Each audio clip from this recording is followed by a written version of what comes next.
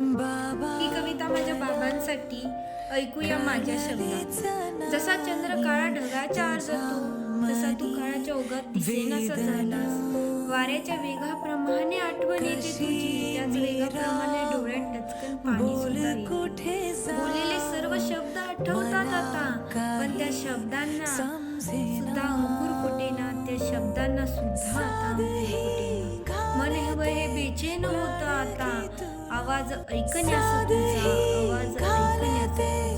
पण तू कसा असा निशब्द झालास, सांग ना रे बाबा, सांग ना. मायेचा स्पर्श पुन्हा हवाहवासा वाटतो, त्या स्पर्शासाठी जीव आता आतुरला होता.